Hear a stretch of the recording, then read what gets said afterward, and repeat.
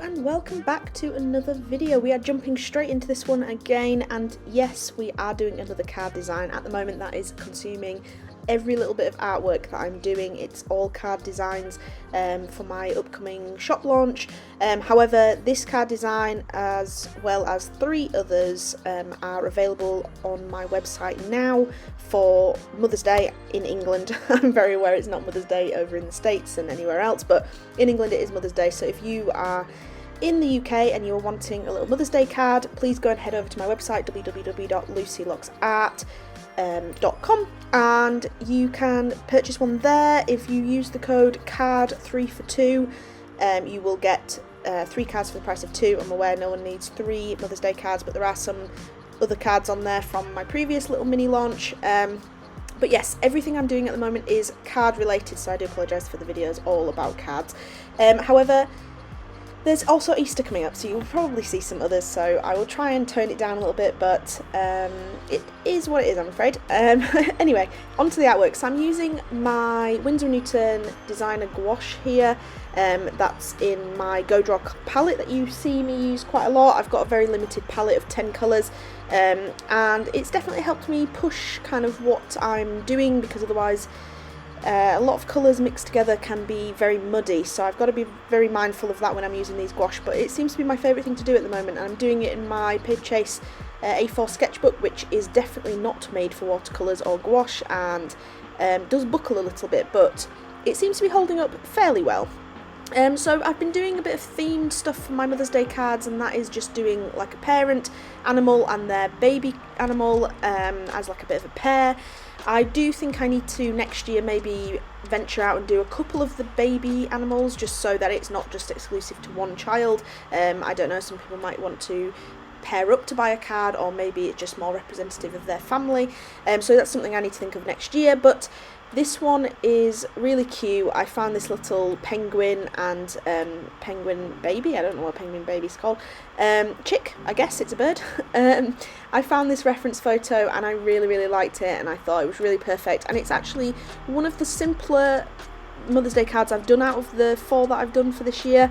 There's a lot less kind of paying attention to finer detail, like with the giraffes. I had to really pay attention to the direction of their spots, etc., whereas with this it was more just darkening different parts of fur and adding that fur texture, which you can very easily mimic with a dry brush texture. So I kind of heavily lent on that quite a lot, so that's why you see me skip through that quite quickly, because I was relying on my dry brushing with that one, and it worked quite well. I really like the texture, and I think the outcome really is nice. I think the blending of that yellow and the shadowing I managed to achieve with it really lent itself well to this penguin, and I think it looks really good. So I'm just adding some shadowing at the bottom here, just to ground the pieces. I've not grounded every single artwork I've done, and I kind of wish I had. I have an owl kind of Valentine's card I did, and I didn't ground that, and I wish I had, because it definitely looks better. But this is the overview of the finished artwork. I added a few blues and greens into that black, just to show that kind of nice sheen that animals have, because there's no true black in nature. It's all made up of deeper, darker hues. And then I use my old printer. Actually, this is not the printer I use for all my prints, but this Canon printer is very good with the scanner, and I really like it, and it's just a trusty scanner. I don't have to fiddle with settings on it.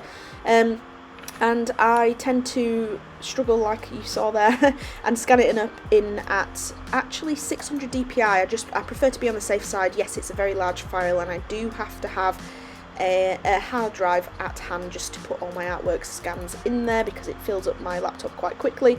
But I scan at 600 dpi just to make sure that the scan is really good quality. I check it over, as you can see here, and then I bring it into Photoshop. So I've really tried to speed this up and kind of cut out all the dead space where I can, but it's very difficult to see, I'm very well aware. But I tend to go in, use the remove background tool in Photoshop itself, and then I actually click the selection tool, where I can actually bring back in things where the remove background has taken it out where I don't want it to. It's where, because obviously with watercolour kind of painting you have that soft edge where it's very hard to pick up where it starts and ends, so I actually use a feather brush and I make sure I'm just trying to keep as much of my artwork in there and as much of the texture and the softness of painting as I can achieve. As you can see there, you can see the little strokes.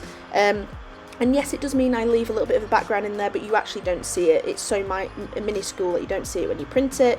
And then bring it into this template I created of the cards that I do. So I've kind of got the background with my branding and my QR code, etc. for my card. And then I bring it into that template. I've also moved my rulers, those little blue-green lines that you see. Those rulers kind of show where the center points of everything is. And then that's the final product there. So again, go and check out my website if you want to buy a Mother's Day card if you're here in the UK, free postage and packaging. And I hope you've enjoyed this quick run through of the video. Thank you very much for watching, and I'll see you in the next one.